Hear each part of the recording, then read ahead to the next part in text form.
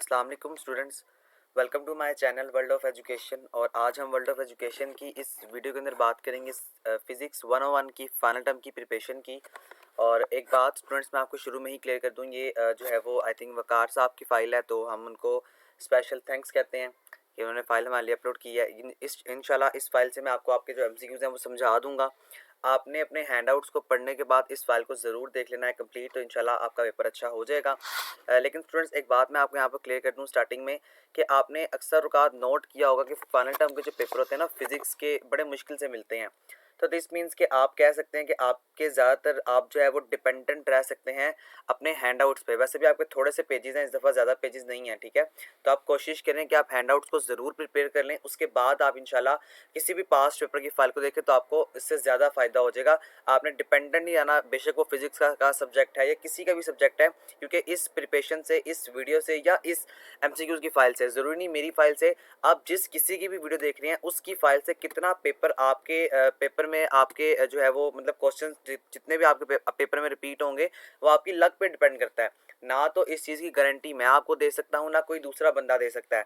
तो शुरू में ही मैंने कहा आपको ये बात शेयर कर दीजिए ताकि आप लोगों को मज़ीद जो है वो क्लैरिटी के साथ इस बात को समझाई जा सके कि आप लोगों ने पास्ट पेपर की फाइल पर डिपेंडेंट नहीं रहना, बल्कि अपने हैंडआउट्स को ज़रूर पढ़ना है, ठीक है। चलते हैं अपने पेपर की प्रिपरेशन की तरफ। ये पेपर का जो पहला क्वेश्चन है ये बड़ा इंपॉर्टेंट क्वेश्चन है और ये पेपर में आपके मिड टर्म में भी स्पेशली ये आया हुआ था। वो कह रहा है जो प्रीफिक्स मेगा होता है इसका मतलब क्या होता है। अब मेगा का बेसिकली आपने जो है वो एक राउंड फिगर जो होता है यानी 10 की फॉर्म में वो बताना होता है, तो उसको याद रखिएगा 10 की पावर जो है वो अगर 6 होगी तो ये इसका जवाब आ जाएगा मेगा, ये मेगा के बराबर होता है। अब मेगा के साथ आपसे मिली के बारे में भी पूछ सकता है, मैक्रो के बारे में पूछ सकता है, किलो के बारे में पूछ सकता है। आप सबको पता है जो मतलब ये जो है वो जीरोस की फॉर्म में आपने बताने होते हैं, जिस तरह 1000 होता है जनाब किसमें, केजी के अंदर। तो अगर ये केजी आता तो यहाँ पे 10 की पावर 3 आ जाना था। उसी के अकॉर्डिंग ये तमाम तो यूनिट्स आपसे यहाँ पर मैथमेटिकली फॉर्म में पूछे जा रहे हैं। तो जो मेगा होता है जनाब ये 10 की पावर 6 के बराबर होता है। ये इसका यहाँ पर इन्होंने आंसर भी लिखा हुआ है। ओके, नेक्स्ट क्वेश्चन देखते हैं। Two bodies are falling with negligible air resistance side by side. वो कह रहा है कि दो बॉडीज हैं वो जनाब और एयर रेजिस्टेंस के साथ जो है वो फॉल कर रही हैं, गिर रही हैं साइड बाय साइड, यानी एक दूसरे की साइड से हॉरिजेंटल प्लेन के अंदर। तो अगर वो दो बॉडीज जो हैं इस given an additional horizontal acceleration, कि अगर आप उस हॉरिजेंटल एक्सेलरेशन को ऐड करते हैं ड्यूरिंग इट्स डिसेंट, उसके गिरते वक्त, तो इसका क्या होगा, ये स्ट्राइक करेगा कब, प्लेन के साथ at the same time as the other body. देखिए दो बॉडीज एक सेम टाइम, मैं आपको मिसाल के तौर पे समझा रहा हूँ, दो बॉडीज इस तरह गिर रही हैं और ये दूसरी बॉडी भी इस तरह गिर रही है। फॉर एग्जांपल आप कह सकते हैं ये हॉरिजेंटल है सबसे पहले, यानी ये वर्टिकल नहीं है, सॉरी हॉरिजेंटल आप इसको कर लें, एक इस तरह आ रही है और इस तरह आ रही है, दोनों की जो मोशन होगी वो डाउनवर्ड होगी। अब ये डाउनवर्ड की फॉर्म में आपकी जो दोनों बॉडीज है वो गिर रही है, तो डेफिनेटली इनकी जो लाइन होगी, इनका जो प्लेन होगा, चूंकि एक ही सेम टाइम पे गिरी है, तो ये स्ट्राइक करेंगी एट द सेम टाइम लेकिन over the other bodies as the other bodies, ठीक है। इसका जो करेक्ट आंसर होगा आपने यहाँ पर लिखा हुआ नजर भी आ गया है, दैट इज द दिस। इसको याद रखिएगा, फिजिक्स के स्पेशली जो MCQs रिपीट होते हैं वो एज इट इज आपसे पेपर में पूछे जाते हैं। उसके आगे एक इंपॉर्टेंट क्वेश्चन है मजीद कि an object move in a circle, अगर एक ऑब्जेक्ट जो है और वो सर्कल के अंदर मूव कर रहा है कांस्टेंट स्पीड के साथ, तो work done by the centripetal force is zero. तो जो वर्क डन होगा सेंट्रीपिटल फोर्स का वो जीरो होगा। अच्छा ये MCQ आपसे इस तरह भी पूछा जा सकता है कि an object in a circular at a constant speed the work done by the centripetal force is zero. इस जीरो को भी आपसे जो है वो MCQs की फॉर्म में पूछा जा सकता है, इस सेंट्रीपिटल को भी आपके MCQs की फॉर्म में पूछा जा सकता है, और ये जो आपको कांस्टेंट स्पीड नजर आ रहा है ये भी आपसे MCQs की फाइल में पूछा जाता है, और ये बहुत दफा MCQs आपका रिपीट हुआ है इन तीनों तरह से, ठीक है। तो आपने इसको अच्छी तरह से पूरी लाइन को याद कर लेना है कि अगर एक ऑब्जेक्ट सर्कल के अंदर कांस्टेंट स्पीड के साथ मूव करेगा तो उसका जो वर्क डन है यानी उस पर जो काम हो रहा होगा सेंट्रीपिटल फोर्स के साथ वो जीरो होगा। क्यों जीरो होगा जनाब, क्योंकि जो सेंट्रीपिटल फोर्स होती है वो परपेंडिकुलर होती है टू द वेलोसिटी। इस पूरी लाइन को आप अच्छी तरह से याद कर लीजिएगा, मैंने यहाँ पर थोड़ा सा छोटा भी कर दिया है। तो अगर ऑब्जेक्ट जो है वो कांस्टेंट स्पीड के साथ मूव अप कर रहा हो तो जो उस पर वर्क करेंगे हम सेंट्रीपिटल फोर्स का वो जीरो होगा, चूंकि उसकी जो वेलोसिटी होती है वो परपेंडिकुलर होती है। उसके आगे हम देखते हैं, तो two bodies A and B, दो बॉडीज हैं आपके पास, उन दोनों का नाम दे दिया उसने ए और बी, और ये इक्वल है काइनेटिक एनर्जी के। The mass of A is 9 times than of B, यानी कि जो मास है ए का वो 9 दफा बड़ा है बी से। तो the ratio of the momentum, जो मोमेंटम की रेशियो होगी A to that of B is तो जनाब रेशियो जो होगी डेट इज द 3/1। कैसे यहाँ पर देखेंगे, वो कह रहा है कि 3 से बड़ा है, ठीक है। यहाँ पर आपको इन्होंने कहीं लिखा हुआ भी होगा 9 टाइम्स ग्रेटर। तो अब इसका मतलब क्या होगा कि जो है वो बड़ा है। तो आप इसको सिंपल अगर सॉल्व करना चाहें तो आप इसको इस तरह भी कर सकते हैं 9/3, ठीक है। अब आप इसको सिंपल सा 3 1s आर 3 और 3 3s आर 9। तो इसका जो आंसर आ गया डेट इज द 3/1। ये इसका जवाब आ जाएगा। इसको सिंपल सा सॉल्विंग करने का तरीका है, आप इसको इस तरह भी सॉल्व कर सकते हैं। Next question, in the simple harmonic motion the restoring force must be proportional to. जो सिंपल हार्मोनिक मोशन होता है उसके अंदर जो रीस्टोर फोर्स होती है वो प्रोपोर्शनल होती है। सबसे पहले मैं आपको ये कॉन्सेप्ट दे दूं कि रीस्टोरिंग फोर्स क्या होती है। आपने सिंपल हार्मोनिक मोशन के अंदर एक होपफुली स्ट्रिंग वाला कुछ ना कुछ कॉन्सेप्ट पढ़ा होगा। तो जनाब जो स्ट्रिंग होता है उसके अंदर रीस्टोरिंग फोर्स पाई जाती है। इस तरह का वो स्ट्रिंग होता है, जब आप इसको स्ट्रेच करते हैं तो उसकी जो शक्ल होती है, जो शेप होती है, वो थोड़ी सी स्ट्रेच हो जाती है।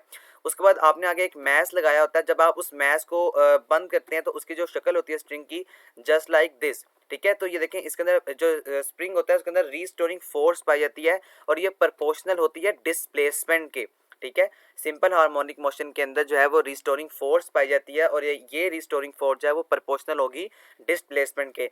याद रहे, डिस्प्लेसमेंट की डेफिनेशन ये होती है the shortest distance between 2 point. जो 2 पॉइंट्स के दरमियान छोटा रास्ता होता है उसको हम डिस्प्लेसमेंट कहते हैं। जबकि डिस्टेंस भी ऑलमोस्ट इसी चीज़ को कहा जाता है, लेकिन डिस्टेंस आप लॉन्ग वे में भी कह सकते हैं। इनमें एक मेन डिफरेंस यही होता है। उसके आगे 10 second after an electric fan is turn on, वो कह रहा है 10 सेकंड जो है वो 10 सेकंड बाद जो इलेक्ट्रिक फैन है वो ऑन होता है। तो जो फैन रोटेट है वो कितना, जो 300 उसका जो ओवरऑल रेजोल्यूशन है उसको पूरा करता है। एक चक्कर को जो है वो 300 दफ़ा रोटेट कर रहा है। कितने मिनट में जनाब? इट्स एवरेज एंगुलर एक्सेलरेशन, इसकी जो एवरेज एंगुलर एक्सेलरेशन होगी वो क्या होगी? तो वो 3.14 रेडियंस ओवर सेकंड यानी पर सेकंड होगी। ये इसका इन्होंने आपको यहाँ पर प्रूफ भी दिया हुआ है कि सबसे पहले आपने अपनी जो टाइमिंग है उसको रिक्वायर्ड कर लिया। उसके बाद आपने यहाँ पे फार्मूला लगाया, देखें 300 को आपने मल्टीप्लाई किया 2 पाई के साथ, चूंकि वो सर्कुलर में मूव कर रहा है इसलिए हमने जो इसका ओवरऑल फार्मूला है सर्कल का वो लगाया। उसके बाद हमने इसमें कुछ कैलकुलेशंस को मल्टीप्लाई किया तो हमारे पास एक आंसर आ गया, दैट इज 31.41 रेडियंस पर सेकंड।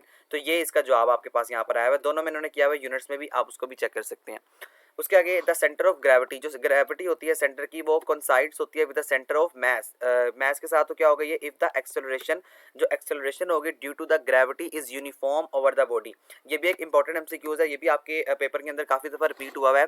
जो सेंटर होता है ग्रेविटी का वो डिपेंड करता है, डिपेंडिंग से मुराद के वो सेंटर ऑफ मास के ऊपर एक्सेलरेट करता है। कैसे? अगर जो एक्सेलरेट करेगा ग्रेविटी की वजह से uniform over the body.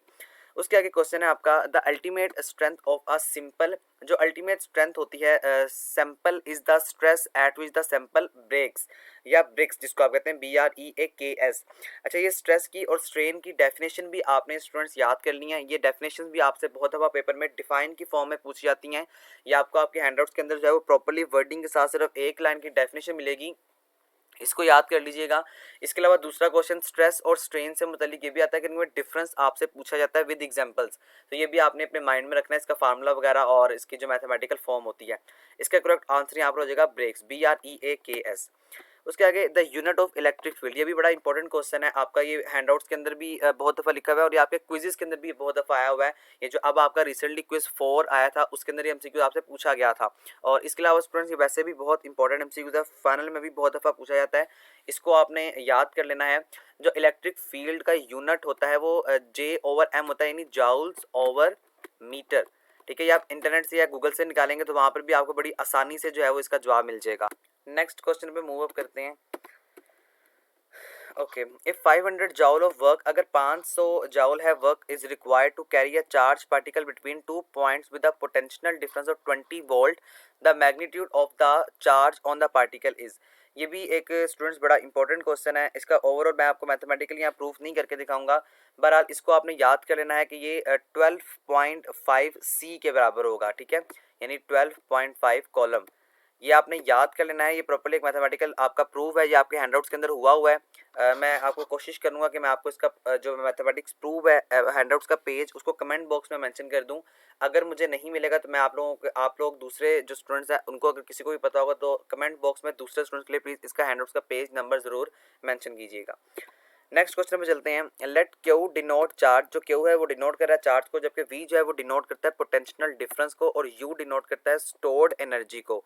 of these quantities capacitors is parallel must have the same V only। ये भी एक थ्योरी की फॉर्म में एक थ्योरम आपसे पूछा गया है, तो इसका जवाब यहाँ पर V only आएगा। इसमें समझाने वाली कोई बात नहीं है, ये आप थ्योरम टाइप समझ लें, ये भी एक इंपॉर्टेंट क्वेश्चन है, तो इसको भी आपने अपने माइंड में रखना है। Next question, a magnetic field exerts a force on a charge particle। जो मैग्नेटिक फील्ड होती है वो exert करती है फोर्स चार्ज पार्टिकल पर, लेकिन कब करती है वो आपने यहाँ पे बताना है। If the particle is moving across the field line, अगर जो पार्टिकल है वो मूव करे फील्ड लाइन के अक्रॉस, तब जो है वो मैग्नेटिक जो फील्ड होती है वो exert करती है फोर्स को। उसके बाद a capacitor, okay, a capacitor is an LC oscillator has a maximum potential difference of 15 volt and a maximum energy of 300 macrojoules at a constant instant of the energy in the capacitor of 40 macrojoule at the instant time। what is the energy induced in the inductor।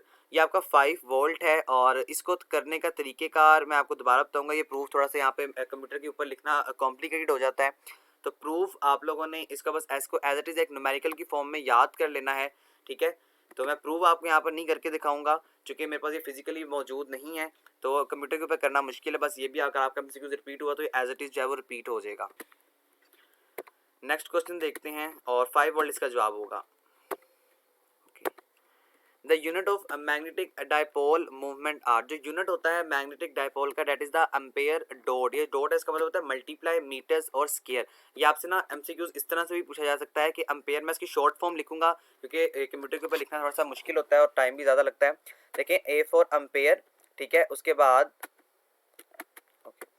Metre dot metre, इस तरह से भी MCQs आपसे ये पूछा जाता है। Sometime इस तरह से भी देखा गया है कुछ पास्ट पेपर के अंदर, तो इसका भी मतलब यही होता है। चूंकि देखिए यहाँ पे मीटर का सिर्फ हमें स्केयर ले लेना है, तो that is the correct answer is ampere dot metre. Okay जी स्टूडेंट्स, नेक्स्ट क्वेश्चन देखते हैं। The relation N1 sine A1 equal to N2 sine A2 is known as, ये एसनेल लॉ है। ये एक इम्पॉर्टेंट लॉ है, आपके शॉर्ट क्वेश्चन में भी पूछा जाता है। मैंने हैंडआउट्स के लिए हैंडआउट्स में इसको ओपन किया हुआ है आप लोगों के लिए। देखिए ये लिखा हुआ है कि N1 साइन θ1। अब देखिए यहाँ पर उन्होंने जो है वो सिर्फ ये चेंज किया हुआ है, इसको आप थीटा से भी प्रोनाउंसिएट कर सकते हैं, ठीक है। ये सिर्फ यहाँ पे A2 है, आपने कंफ्यूज नहीं हो जाना। A2 से यहाँ पे कोई भी वेरिएबल का नेम आ सकता है। बहरहाल आपके पेपर में A आता है या थीटा आता है, ये एसनेल लॉ ही होगा, ठीक है। ये आपने शॉर्ट फॉर्म में इसको याद करना है। 97 पेज नंबर पे ये मौजूद है। पूरा इसका जो प्रूफ है आपके सामने इस टाइम आपके हैंडआउट्स के अंदर ओपन है, इसको याद रखिएगा। ये प्रूफ आपसे वैसे मैथमेटिकल पूछ सकते हैं, लेकिन इसकी डेफिनेशन और इसका फार्मूला ज़्यादा इंपॉर्टेंट है as a MCQs point of view भी और as a short question point of view भी। नेक्स्ट क्वेश्चन में मूव अप करते हैं और नेक्स्ट क्वेश्चन देखते हैं क्या है। Okay, following are the ways by which light can interact with matter except. वो कह रहा है कुछ ऐसे वेज होते हैं जहाँ पर लाइट जो है वो इंटरेक्ट करती है मैटर के साथ, लेकिन सवाए इंटरफेरेंस के अंदर। जो इंटरफेरेंस होती है उसके अंदर हमारी जो लाइट होती है वो इंटरेक्ट नहीं करती मैटर के साथ। बाकी देखें इमिशन के अंदर भी लाइट जो है वो इंटरेक्ट कर रही होती है, और जो एब्जॉर्प्शन होती है उसके अंदर भी लाइट कर रही होती है, और जबकि ट्रांसमिशन के अंदर भी डेफिनेटली लाइट जो है वो इंटरेक्ट करती है। लेकिन जो इंटरफेरेंस होती है वहाँ पर लाइट जो है वो इंटरेक्ट नहीं कर सकती है। तो इसका जो करेक्ट ऑप्शन होगा that is called the interference. Next question, polarisation means, ये आप एक डेफिनेशन की तरह समझ लें या आप इसकी एक मेन लाइन समझ लें। ये भी आपके इसमें हैंडआउट्स के अंदर एक प्रॉपर एक लाइन की फॉर्म में, थ्योरम की फॉर्म में आपको बताई गई है। जो पोलराइजेशन होता है उसका मतलब ये होता है कि टू गाइड द लाइट, आपने लाइट को गाइड करना है इन ओनली वन डायरेक्शन, सिर्फ एक डायरेक्शन में। तो डायरेक्शन सीधी भी हो सकती है, उल्टी भी हो सकती है। उल्टी से मुराद के बैक जो है वो इस एरो की फॉर्म में भी हो सकती है, जबकि इस एरो की फॉर्म में भी हो सकती है। वो लेफ्ट भी हो सकती है और वो राइट भी हो सकती है, लेकिन आपने सिर्फ एक ही डायरेक्शन में लाइट को जो है वो गाइड करना है, मूव अप करना है। अब आपने देखा होगा इस तरह लेजर्स का कॉन्सेप्ट आ रहा होता है। लेजर जो है वो बिल्कुल सीधा चल रही होती है, वो किसी इधर उधर जो है वो नहीं जा रही होती है, यानी उसमें स्प्रेड जो होता है लाइट वो नहीं होता, उसमें जो प्रोसेस होता है। उसके आगे waves from two slits are in phase all the slit and travel to a distant screen to produce the third scale maximum of the interference pattern to the difference in the distance traveled by the waves is। Basically वो एक ये आपके पास definition है, वो कह रहा है जो दो वेव्स हैं वो स्लिट करती हैं एक फेज की फॉर्म में और वो ट्रैवल करती हैं डिस्टेंट स्क्रीन पर, और एक थर्ड जो मैक्सिमम इंटरफेरेंस का जो पैटर्न है वो प्रोड्यूस हो जाता है। तो इसका जो आंसर होगा that is called the two wavelength. उसने अपने आंसर क्वेश्चन में ही आपको जवाब बताया हुआ है कि दो वेवलेंथ जो है वो एक दूसरे के साथ सफर करती हैं, और थर्ड जो साइड मैक्सिमम जो इंटरफेरेंस की पैटर्न की है वो यहाँ पर क्रिएशन हो जाती है, प्रोड्यूस हो जाता है। इस डिफरेंस को डिस्टेंस ट्रैवल के by the waves is called the two waves. इसका जो करेक्ट आंसर आएगा that is called the two waves. उसके आगे नेक्स्ट क्वेश्चन देखते हैं, ये भी बड़ा इंपॉर्टेंट क्वेश्चन है students. Which of the following electromagnetic radiations has photons with the greatest energy that is called the X rays. जो एक्स रेज होती हैं उसके अंदर जो फोटॉन्स होते हैं वो ग्रेटेस्ट एनर्जी को यूटिलाइजेट कर रहे होते हैं। और ये जो डिफाइन इलेक्ट्रोमैग्नेटिक रेडिएशन है, ये डेफिनेशन भी आपके पेपर के हवाले से एज अ शॉर्ट क्वेश्चन बहुत ज़्यादा इंपॉर्टेंट है, इसको भी याद रखिएगा। जो इसका करेक्ट आंसर है that is called the X rays. इसको आपने अपने बस माइंड में रखना है, X rays is the right answer according to the electromagnetic radiation process या फिनोमिना। उसके आगे नेक्स्ट देखें तो ये आपका क्वेश्चन यहाँ पे रिपीटेड है ओवरऑल उससे, ठीक है, ये आपका रिपीट है क्वेश्चन, इसको आप देख लीजिएगा। A basic postulate of Einstein theory of relativity is. जो बेसिक आइंस्टाइन की थ्योरी थी, यानी कि जो मेजर पार्ट था इस थ्योरी का, वो क्या था जनाब? वो ये था कि जो लॉज हैं फिजिक्स के must be the same for observers moving with uniform velocity relative to each other.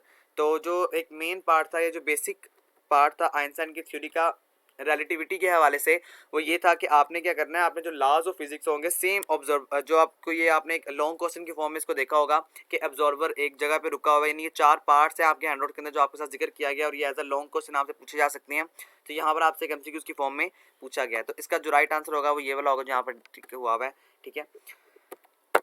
Okay, next question देखते हैं। If H is the Planck constant then H is H over 2 pi. ये आपका एक basic सा formula है, इसके अंदर समझाने वाला कोई बात ये नहीं है, समझाने वाली कोई बात या समझाने वाला कोई कॉन्सेप्ट नहीं है, बस आपने इसको याद कर लेना है कि अगर एच जो है वो प्लैंक कांस्टेंट होगा तो एच हमारे पास जो है वो एच ओवर 2 पाई के बराबर होगा। Two events occur simultaneously on the X axis. अगर दो इवेंट जो है वो एक साथ के साथ एक्स एक्सिस के साथ जो है वो साइमल्टेनियसली यानी ऑकर हो रहे हैं, तो फ्रेम एक्स का one at X equal to minus है, यानी कि एक्स जो होगा वो माइनस ए के बराबर है, जबकि दूसरा एक्स जो है वो प्लस ए के बराबर है। यानी एक एक्स जो है वो नेगेटिव ए के बराबर है, जबकि एक एक्स जो है वो पॉजिटिव एक्स के बराबर है।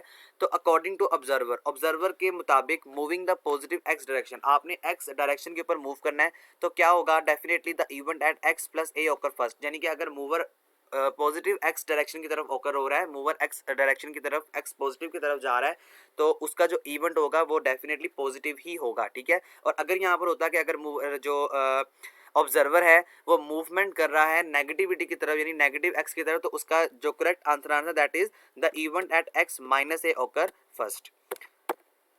उसके आगे how fast should you move away from a 6.0 multiply 10 की power 14 hertz light source to observer waves with a frequency of 4.0 multiply 10 की पावर 14 हर्ट्ज। तो ये 38 आ जाएगा। फिर से आपको यही कहूँगा कि इसको न्यूमेरिकल को मैं सॉल्व करके नहीं बताऊँगा, सॉल्विंग के दरमियान थोड़ा सा कंप्यूटर पे लिखना कॉम्प्लिकेटेड है। आपने इसको हैंडआउट्स के अंदर से आपको अगर मिलता है तो ठीक है, अदरवाइज इसका आंसर इन्होंने यहाँ पे बताया हुआ है, वो 38C इसका जो आंसर है वो आ जाएगा। उसके आगे इन आ photoelectric effect experiment at a frequency above cut off the shopping potential is proportional to।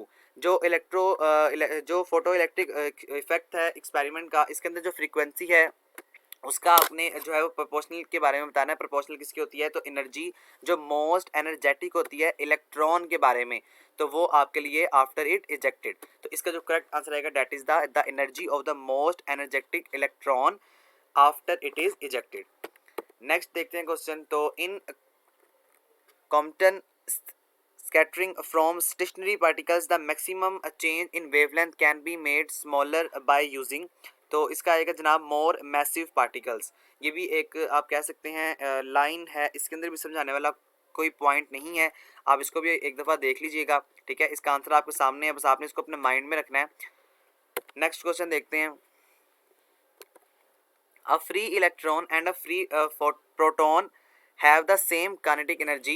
This means that compared to the matter wave associated with the proton, the matter wave associated with the electron has, वो कह रहा है कि एक free electron है और एक free proton है जो कि सेम काइनेटिक एनर्जी के हैं। इसका मतलब ये है कि आपने कंपेयर करना है, एसोसिएट करना है प्रोटॉन के साथ। द मैटर वेव, जो मैटर वेव होगी वो जुड़ जाएगी विद द इलेक्ट्रॉन, इलेक्ट्रॉन के साथ। कब? अ longer wavelength and the same frequency, अगर उसकी जो वेवलेंथ है वो लॉन्गर होगी, लार्जर होगी, और उसकी जो वेवलेंथ है या जो उसकी फ्रीक्वेंसी है वो सेम होगी। तो ये दो टर्म्स और कंडीशंस के ऊपर जो हमारा मैटर होगा वो एसोसिएट हो जाएगा इलेक्ट्रॉन के साथ, और हमारा मैटर तब एसोसिएट होगा प्रोटॉन के साथ जब जो है वो कंपेयर करेंगे इसको मैटर के साथ। बहरहाल ये लाइन आपसे एमसीक्यूज में पूछी नहीं आती, इसका जो टोटल पार्ट है इसी तरह एज इट इज रिपीट होता है आपके एमसीक्यूज में। तो इसका जो करेक्ट आंसर होगा that is the a longer wavelength and the same frequency. उसके आगे a larger collection of nuclei and are undergoing alpha decay, the rate of decay at any instant is proportional to the number of undecayed nuclei present at that point या instant. ये भी students आपका एक main theory वाला part है, इसके अंदर भी आपको समझाने वाली कोई बात नहीं है, बस आपने इसको as a definition point of view याद रखना है। जो इसका करेक्ट आंसर होगा the number of undecayed nuclei present at that instant. Okay, the inner part of the sun is known as, ये भी एक बड़ा इंपॉर्टेंट क्वेश्चन है, बहुत दफा रिपीट हुआ है। जो सन का अंदरूनी हिस्सा होता है उसको हम क्या कहते हैं? उसको हम कोर कहते हैं, CORE कोर, ठीक है। जो इनर पार्ट होता है सन का उसको हम कोर कहते हैं। और the centre of gravity is the average location of the dash of an object, तो वेट ऑफ एन ऑब्जेक्ट, जो सेंटर होता है ग्रेविटी का वो एवरेज लोकेशन होती है आपके वेट की, किसी भी सब्जेक्ट ऑब्जेक्ट की। वो ऑब्जेक्ट कोई भी हो सकता है। अब यहाँ पर हम डेफिनेटली जो हम बात करते हैं, जो एक हम पीक पॉइंट पे लेके जा सकते हैं अपने नज़रिए को, वो आप मेटल बॉडीज़ की बात कर सकते हैं, आप जो है वो किसी भी प्लैनेट्स की बात कर सकते हैं। तो इसका मतलब यहाँ पर वेट जो होगा इज़ द करेक्ट आंसर। उसके आगे आपको यहाँ पर कुछ वो बताई गई हैं जिसके अंदर आपके साथ शॉर्ट और लॉन्ग क्वेश्चन शेयर किए गए हैं। What does the pressure of gas enclosed in a rigid container increase as a temperature increases? इसका जवाब भी आपको यहाँ पे लिखा है नजर आ रहा है कि on average the nucleus of a higher temperature substance are moving faster and impart a greater force per unit area to the walls of the container as they randomly collide with it। वो कह रहा है कि pressure के वक्त क्या होता है जब गैस जो है वो इनक्लोज होती है एक रिज्ड बॉडी के अंदर, और ये इंक्रीज होती है, और जो टेम्परेचर होता है वो भी इंक्रीज हो जाता है। तो एवरेज की बेस पर जो हमारे मॉलिक्यूल्स होते हैं हायर टेम्परेचर सब्सटेंस के, वो एक दूसरे के साथ यानी वो मूवमेंट आपको पता कर रहे होते हैं, उनकी जो मूवमेंट होती है वो मूव फास्टर हो जाती है, तेज हो जाती है, और इस इम्पार्ट को ये ग्रेटर होता है पर यूनिट एरिया पर। जो वॉल होती है कंटेनर की, कंटेनर वो सिलेंड्रिकल इंस्ट्रूमेंट हो जाता है जिसके अंदर हमने गैस को सेव किया हुआ है, तो वो रेंडमली कोलाइड करता है विद इट, एक दूसरे के साथ या इनके साथ। तो इसका करेक्ट आंसर ये वाला होगा। इसको आप स्क्रीनशॉट की फॉर्म में याद कर लीजिएगा, ले लें, यहाँ पर मैंने आप लोगों के लिए इसको रख भी दिया है, ठीक है। इसको स्क्रीनशॉट की फॉर्म में इसको याद कर लें। बाकी इंशाल्लाह मैं कोशिश करूंगा कि अगर मुझे इस फाइल का लिंक मिलता है गूगल से तो मैं आप लोगों को जब भी मिलेगा डिस्क्रिप्शन के अंदर प्रोवाइड कर दूंगा। बहरहाल at the time of creation this video मेरे पास लिंक अवेलेबल नहीं है। नेक्स्ट क्वेश्चन देखते हैं। तो when green light shines on a rose why do the petals look black. वो कह रहा है क्यों जो ग्रीन लाइट होती है वो शाइन करती है रोज के ऊपर, और why do the petals look black, और जो पेटल्स होते हैं उनकी वो क्यों हमें ब्लैक की फॉर्म में नजर आ रहे होते हैं। तो it absorbs all the green, वो कह रहा है जो एब्जॉर्ब होती है, कि जो लाइट ग्रीन कलर की होती है वो एब्जॉर्ब कर लेती है। The green contains no red to be reflected, जो ग्रीन लाइट होती है उसके अंदर ये इतनी या इस वो एबिलिटी की लाइट नहीं होती कि वो रिफ्लेक्ट करे। And the red contains no range of colour in green to be reflected, so it observe them all back. तो ये आपका एक बेसिक सा आंसर है जिसके अंदर आपको रिफ्लेक्शन के बारे में और कुछ रिफ्लेक्टेड के बारे में बताया जा रहा है। तो आपको कुछ लाइट्स की आपने हैंडआउट्स के अंदर एक डिटेल से कॉन्सेप्ट इसका देखा होगा जिसके अंदर आपको ये बताया गया होगा कि लाइट्स के अंदर बेसिकली कुछ लाइट ऐसी होती है जो कि अपने अंदर एब्जॉर्ब कर लेती हैं, कुछ इस तरह की लाइट्स होती हैं जो कि बड़ी शाइनिंग, यानी कलर्स का यहाँ पर फर्क आता है। इसका भी बेसिक आंसर यही होगा, 2 लाइन्स का आंसर है। इसको भी आपने बस अपने पॉइंट ऑफ व्यू से याद कर लेना है, इंपॉर्टेंट है, ये भी आपसे पेपर में 12 दफ़ा रिपीटेड हुआ है, आपके पेपर में आया हुआ है। उसके आगे आपके साथ एक न्यूमेरिकल यहाँ पे शेयर किया गया है, what is the minimum speed required to escape from the earth gravity. ये बड़ा इंपॉर्टेंट है, ये आपके जूनियर क्लासेस में भी था कि ऐसी कौन सी मिनिमम स्पीड हमें ज़रूरत होती है कि हम अपनी जो अर्थ की ग्रेविटी है उससे एस्केप कर जाए, निकल जाएं। तो देखें आपने यहाँ पर एक सिंपल सा फार्मूला लगाना है, जी का 6.67 मल्टीप्लाई 10⁻11 nm2g-2 यानी kg-2 सॉरी। उसके बाद आपका जो मैथ होगा अर्थ का वो लगेगा after calculation, this will be equal to 6.0 multiply 10⁹ m, m for metres. तो इतनी आपको स्पीड चाहिए कि जिस स्पीड से आपका रॉकेट या आपकी वो मशीन जिस पे आप बैठ के जा रहे हैं इतने स्पीड से सफ़र करेगी तो आप जो है एस्केप कर सकते हैं अर्थ की ग्रेविटी से। उसके आगे how probability has collection with quantum mechanism define it.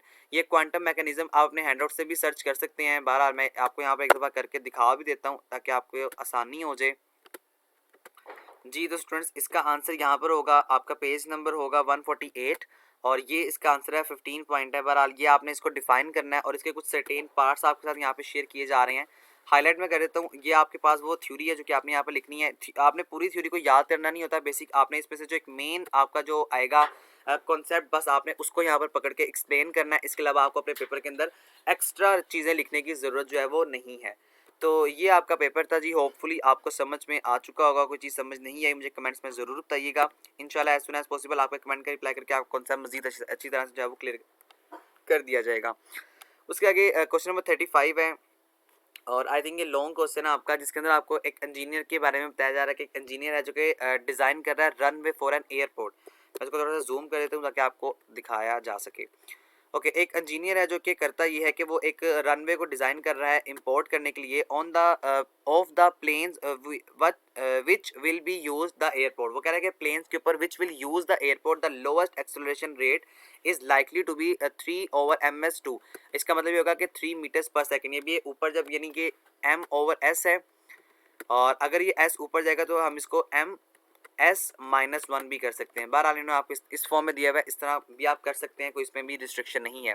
To take off speed for that plane will be 65 metres per second. Assume the minimum acceleration, what is the minimum allowed level for the runway. तो देखिए सबसे पहले आप यहाँ पे velocity का formula लगाएंगे v = v not multiply by a multiply by t। उसके बाद अब आपने यहाँ पर जो है वो यहाँ से ही फाइंड कर लिया v/a = t। ये आपका एक बेसिक फार्मूला है जिससे आपने फार्मूलाज को फाइंड किया, वैल्यूज को पुट किया। वैल्यूज को पुट करने के बाद आपके पास एक फाइनलाइज आंसर आ गया, that is the 704 metres per second.